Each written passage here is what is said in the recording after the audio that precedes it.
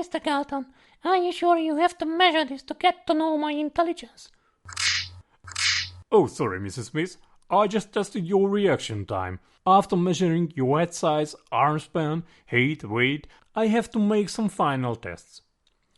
The first idea for many people regarding genius is IQ.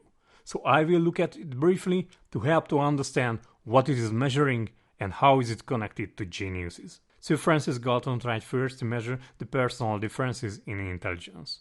In 1884, at the International Health Exhibition in London, he presented his view. He collected data from almost 10,000 people within 1 year. He was a special researcher on this field.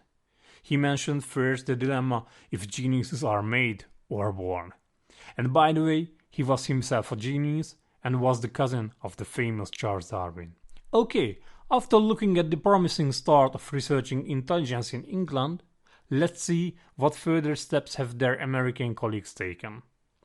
Based on the principles of Sir Galton, James McKean-Cattell created the first mental test in the world, which mostly measured reaction time. But very soon he was challenged by one of his students.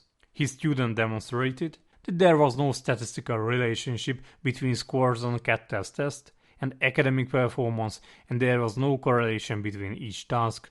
So if any question was measuring intelligence, the whole test is not good for this goal.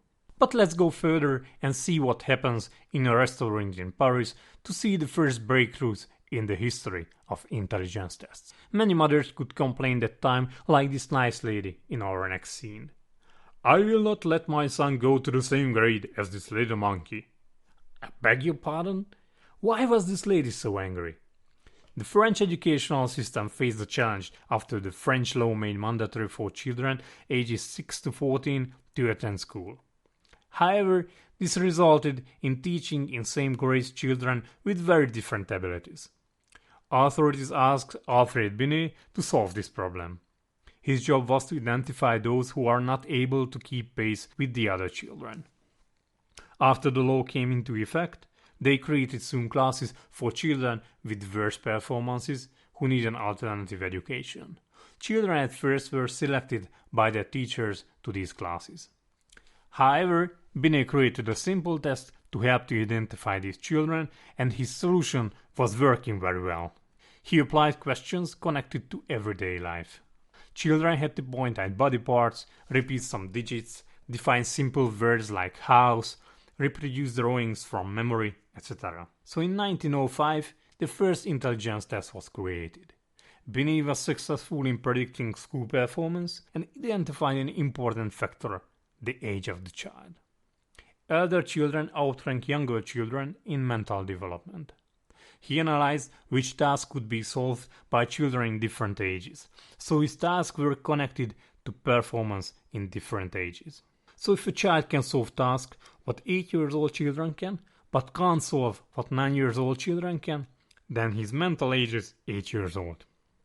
After that, he compared the mental age of the child to his chronological age to identify children who outperform and those who underperform their peers.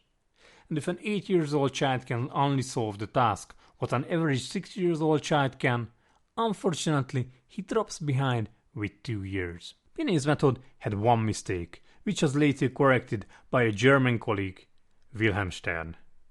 If a child is 6 years old and can solve tasks what generally 4 years old children can, then he drops behind with 2 years. If B child is 8 years old and can solve tasks what generally 6 years old children can, then he drops behind with 2 years. We found the same difference. However, based on experiences, in the early age this difference proved to be much bigger. So Wilhelm Stern showed that we will get a more accurate result if we divide those two numbers. That is the moment when the term IQ was born. If we apply now this to the earlier mentioned two children, the IQ of the A child is 4 divided by 6, it means 0.67, and the IQ of the B child is 8 divided by 10, it means 0.8.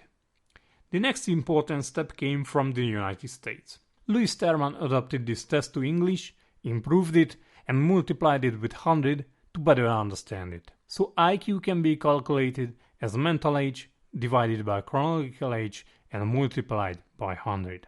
However, I have to warn you that this method can't be applied for adults. Because as you feel, an 80 years old man will not be much smarter than a 25 years old man. The first IQ test for adults and the concept of IQ deviation was created by Donald Wexler. We will look at this in the next video. If you like this video, subscribe to my YouTube channel, and if you want to know how to bring up an intelligent genius child, subscribe to the whole course at bringupgenius.com.